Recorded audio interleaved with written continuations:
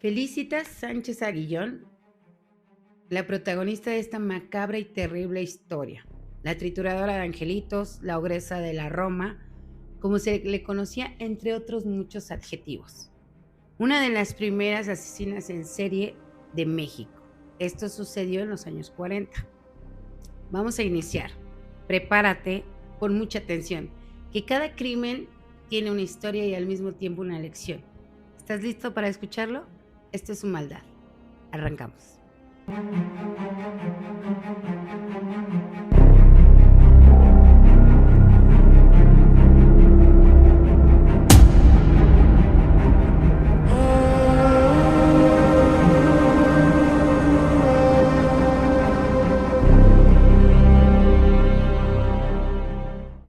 Felicitas, veracruzana, nacida en Cerro Azul en la década de 1890. Esta tuvo una niñez muy desdichada, ya que desde que nació recibió el rechazo de su madre y maltratos físicos, lo que la iba dañando no solo física, sino también psicológicamente, ya que a muy temprana edad empezaba a exhibir ciertos comportamientos raros. Le encantaba maltratar a animales. Agarraba perros y gatos callejeros y los envenenaba por pura diversión. Después de un tiempo esto no fue suficiente y empezó a mutilarlos y hacer cada vez más daño. El rechazo, el daño de su madre, más estos rasgos patológicos estaban haciendo de esta mezcla algo que en un futuro sería fatal. Con el tiempo, ella, y por el gusto por los cortes, por la sangre, por todo esto, inclusive por la muerte, hizo que ella le gustara estudiar enfermería. Después de terminar su carrera de enfermera, pues empezó a trabajar ahí mismo en Veracruz como partera. Al poco tiempo conoció a Carlos Conde, con el cual se casó. Carlos Conde, un hombre sumiso, con casi nulo carácter y codependiente, algo que contrastaba mucho con ella, ya que ella era de un carácter muy fuerte, reflejaba una misantropía increíble y además de ser algo dejada, algo descuidada, por así decirlo. Al poco tiempo del matrimonio de ellos, resultó embarazada, 2 hijas gemelas.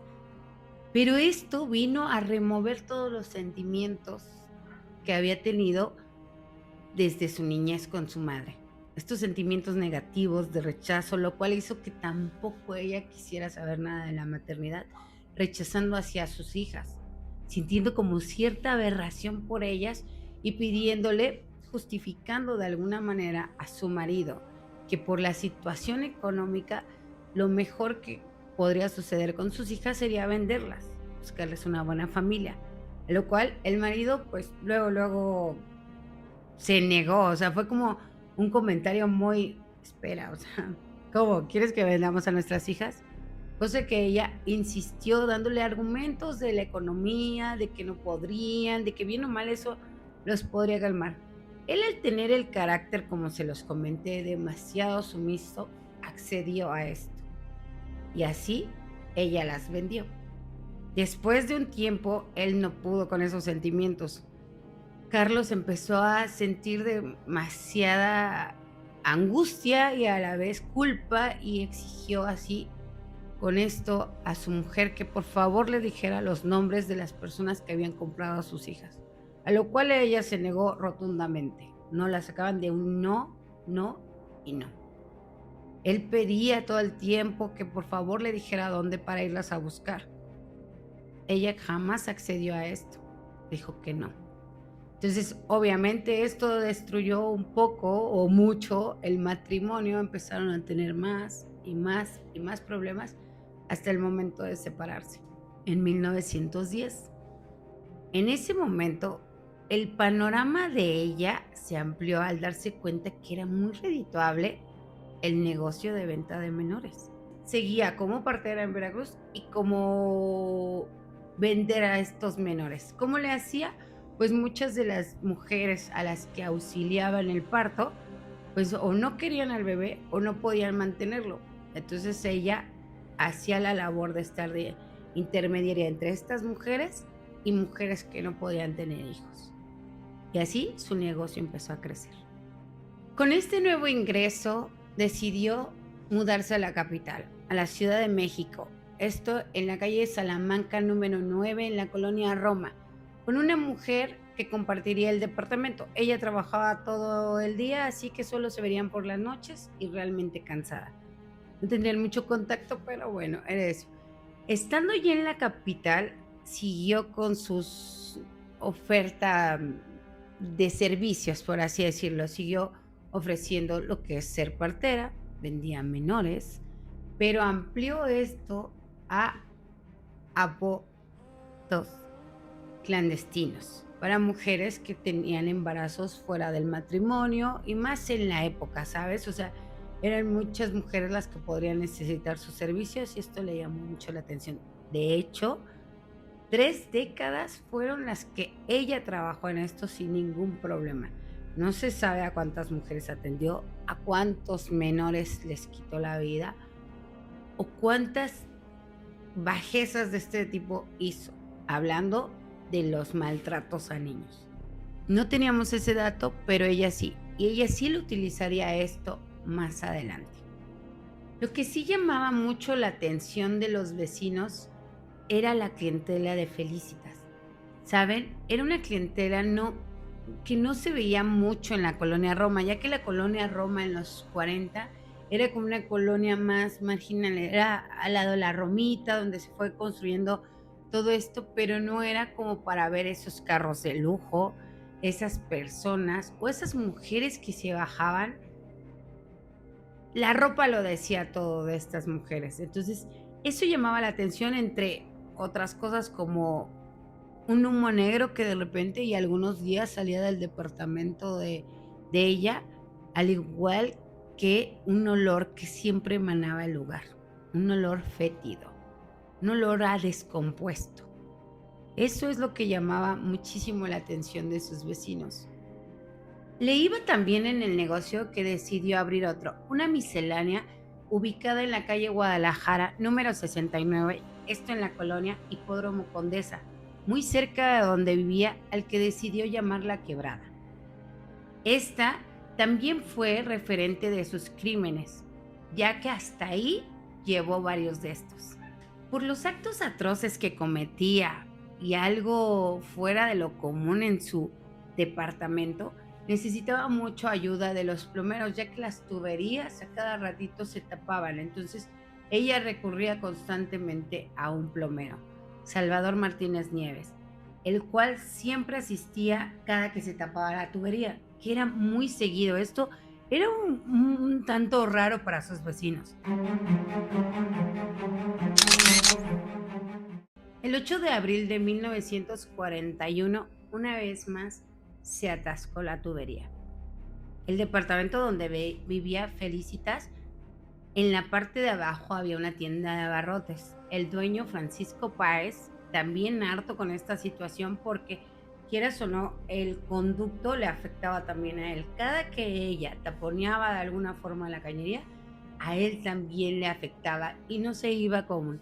Entonces, harto de esta situación de que fuera tan recurrente, cosa que no escuchaba con sus vecinos ni con nadie más, llamó a unos plomeros y llamó a unos albañiles. Esto con la idea de romper más, o sea, que no fuera superficial el arreglo y que estuvieran llame y llame a estos plomeros. Entonces, llegaron los albañiles, rompieron el piso de la tienda del señor Francisco Páez y a la hora de destapar esa cañería, se destapó el horror.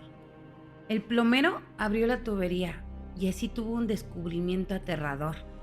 Las tuberías estaban taponeadas por una mezcla de gasas con sangre, carne putrefacta y un pequeño cráneo. Esto los dejó realmente horrorizados y llamaron inmediatamente a las autoridades. La investigación quedó a cargo del suspicaz e inteligente detective José Acosta Suárez, el cual un año después también investigaría a otro asesino serial, el Goyo Cárdenas, estrangulador de Tacuba. Al llegar al departamento de Felicitas, abrió la mujer que le rentó 3 décadas atrás y la cual no sabía nada de estos crímenes. Así que les dio acceso y fueron a investigar en la recámara de esta. Al abrir encontraron un altar lleno de agujas, de velas, de ropa, de zapatitos de bebé, de un cráneo humano, de muchísimas cosas muy raras y entre ellas muchas fotografías, las cuales se cree que eran sus trofeos, ya que casi todos los asesinos seriales guardan recuerdos pequeños o de alguna forma de sus crímenes. En este caso eran las fotografías, todas ellas de niños menores de 5 años. Ese mismo día se fueron a la miscelánea para catearla, encontrando aún más pruebas y también para tratar de capturarla, cosa que no lograron. ¿Por qué? Porque ella ya había huido. Felicitas practicaba todo esto que ya hemos mencionado en su departamento y en clientes de mayor nivel lo hacía a domicilio. Las madres le entregaban a los menores para que ella los vendiera y ella les prometía que iban a tener una buena vida o que les iba a buscar una buena familia, cosa que no era cierto. Ella solo se los vendía al mayor postor sin cerciorarse a dónde iban a parar. Buscaba la forma de hacer estos actos porque era lo rentable. De hecho, fue detenida en 2 ocasiones por venta de menores. Sí, o sea, ya la habían detenido por haber intentado vender a niños, pero en esa época era un delito menor. Con una fianza y algo leve salía bien librada.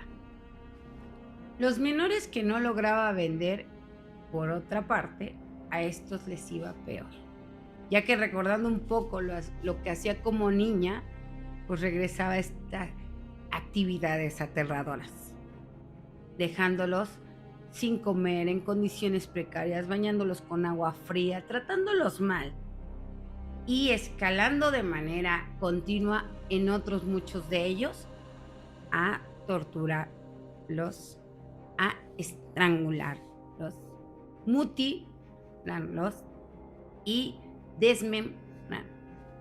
Los estrangulaba, algunos los quemaba, de ahí por eso el humo negro que veían los vecinos y que olía de una manera peculiar. Les hacía de todo. El método que más utilizaba, el del estrangulamiento, esto por ser una manera limpia, por ser una manera fea pero rápida.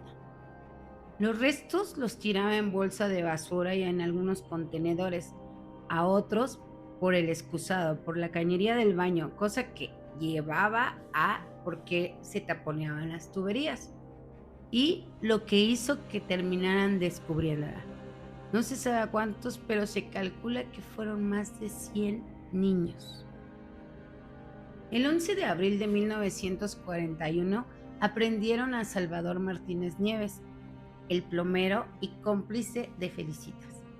Este confirmó todos los crímenes de ella y comentó que se había hecho cómplice de ella por dinero y además por amenazas, porque años atrás, en los que ella pedía sus servicios y él solo iba a destapar la cañería, pero no se había percatado que la taponeaba, pues estaba bien. En el momento que él se percató y la enfrentó, ella le comentó, iba a decir que era su cómplice, que mejor se callara, le ayudara o que lo iba a acusar de esto. Él comenta que por miedo y por estas amenazas decidió aceptar las sumas de dinero.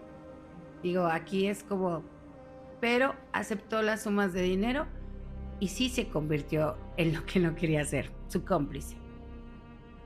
Ese mismo día, en la noche, capturaron a Felicitas en compañía de su pareja, Roberto o Alberto Covarrubias, alias el Beto o el Güero, padre de su tercer y última hija. Esto fue en la calle de Bélgica, en la colonia Buenos Aires, en el centro de la Ciudad de México. Una vez capturada, se conoció la magnitud de sus actos. El rechazo de su madre y sus rasgos patológicos gestaron una mujer neurótica, sin rastro de remordimiento sobre ninguno de sus crímenes. De hecho, los justificaba. Estas declaraciones helaron la sangre de los habitantes de la Ciudad de México. Efectivamente, Atendí muchas veces a mujeres que llegaban a mi casa. Las atendí de las fuertes hemorragias que tenían, algunas provocadas por golpes y la mayoría de ellas por serios trastornos ocasionados por haber ingerido sustancias especiales para lograr el aborto. Me encargaba de las personas que requerían mis servicios y una vez que cumplía con mis trabajos de obstetricia, arrojaba los fetos al WC.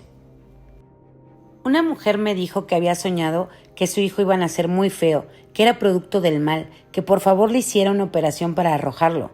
En efecto, aquella criatura era un monstruo. Tenía cara de animal, en lugar de ojos unas cuencas espantosas y en la cabeza una especie de cucurucho.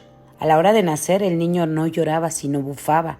Le pedí al señor Roberto que lo echara al canal y él le amarró un alambre al cuello. Felicitas fue recluida en una celda aislada de todas las demás por representar un peligro a estas. Digo, por esto de sus actos. En lo cual empezó a tener una actitud muy infantil y rara. No sé si era como una estrategia o algo. Yo creo que bien o mal como detonó esto que le había sucedido en la niñez, pero se comportó como una niña todo el tiempo. Lloraba, se tiraba al piso, hacía berrinche, pataletas, contestaba solo cosas muy básicas como una niña pequeña. Por lo mismo tuvieron que sedarla muchas veces y las únicas frases que podía decir todo el tiempo es que ella no merecía estar ahí y ya me quiero ir de aquí. La noticia saltó muy rápido a la prensa y se volvió todo un escándalo en la sociedad mexicana. Los periódicos le otorgaron todo tipo de apodos: la trituradora de angelitos, la ogresa de la Roma, la descuartizadora de pequeñuelos, entre otros. Los cronistas decían que estar frente a ella se sentía como estar frente a un sapo, que gordo y feo o una bruja. Yo considero que más que por una apariencia física sería por sus actos que le causaban a la gente aberración. El periodista del periódico La Prensa hizo todo una recabación y se acercó a la gente que conocía a esta trituradora de angelitos, encontrándose con declaraciones primero de Francisco Páez, el de los abarrotes. Él comentó: no sé, se me hacía muy raro que llegaran mujeres tan encopetadas, tan de alto nivel, de otra calidad que no se veía por aquí. Llegaban como con una cara de sufrimiento, tapadas, cubriéndose, y salían delgadas y felices. Eso es lo que comentó. Y los demás vecinos, pues lo que ya habíamos escuchado: lo extraño del humo, lo de las tuberías, todas estas situaciones eran lo que comentaba la mayoría de la gente que tuvo un contacto o que vivió cerca de donde ella vivía. Quién sabe si fue idea de su abogado o de ella, pero le notificaron al juez de su causa que revelarían todos los nombres de las señoritas que fueron a solicitar su servicio. Estos nombres incluían a figuras de la política, señoritas de renombre y de esferas muy importantes. Esto con la idea de que bajara su condena o que le ayudara en algo, aparte de que empezó a hacer huelga de hambre. El periódico La Prensa se encargó de difundir esta amenaza. En su titular se lee: La prensa informa: la descuartizadora denunciará a todas las señoras que la fueron a solicitar. Con esto no solo pudo reducir su condena, consiguió algo más. El 26 de abril de 1941, Felicitas Sánchez Aguillón fue procesada por los cargos de aborto, inhumación ilegal de restos humanos, responsabilidad clínica y médica, daños a la salud pública. Ninguno de estos delitos considerados como grave para la ley. El 10 de mayo, el juez octavo dictaminó una fianza de 600 pesos de ese entonces, la cual extrañamente pagó Carlos Conde, su exmarido. El mes siguiente, en junio, la trituradora de angelitos dejó la cárcel. Esto porque las autoridades habían perdido todas las pruebas en su contra, incluyendo el cráneo que se encontró en las tuberías. La Procuraduría no pudo apelar el fallo al juez ni porque contaban con las confesiones de la pareja y del plomero cómplice. Así que esto fue visto como un innegable acto de corrupción. Salió de la cárcel, pero el rechazo social la acercó, llamándola fea, bruja, ojos de sapo, gorda. El asedio era muy fuerte, llevándola a la autoeliminación el 16 de junio de ese mismo año, con una sobredosis de Nembutal. Murió en la madrugada en la casa que compartía con el Beto, mientras éste dormía. Dejó 3 cartas póstumas, 2 para sus abogados, una para su pareja, ninguna para su hija, ni una palabra. La hija terminó en un orfanato. Las cartas hablaban de simplezas como sus propiedades, sus cosas, y la de su pareja era un adiós, Beto. En ninguna de estas cartas se notaba ni un sentimiento de culpabilidad, tristeza o arrepentimiento, solo frías y adiós, Beto. El periodista de la prensa escribió sobre la autoeliminación de ella, diciendo: Felicitas se acogió a la muerte piadosa que no le procuró a sus víctimas. Ahora, muchos grupos piensan que esto no sucedió así, que ella no se autoeliminó, que de hecho la dejaron en libertad y eliminaron todas las pruebas para que ella pudiera salir y así acabar con ella, ya que había amenazado con revelar los nombres de figuras muy importantes de la política y de señoritas de la alta sociedad, y que así sería más fácil no volverse a preocupar por una amenaza de esta. Otros dicen que el asedio tan fuerte y porque su cara salió en todos los diarios, pues entonces es lo que la llevó a esta decisión. ¿Tú qué piensas? ¿Que fue decisión propia o que alguien más disfrazó de esta situación el hecho de mandarla a callar y que no pudieran sufrir sus amenazas nuevamente? Escríbemelo en los comentarios para que podamos ahí platicar de si era por un lado o si era por el otro, el que más crean ustedes. Yo les agradezco muchísimo que estuvieran otra vez en este caso, en este canal, Humaldad, y que de verdad, como siempre les digo, si un día bajan la guardia y se preguntan, ¿esto pudo pasarme a mí?, recibirán un inquietante sí. Así que sí, cuídense muchísimo, manténganse lejos de cualquier cosa que ponga en riesgo su vida y nos vemos pronto en el siguiente capítulo. Muchas gracias. Bye.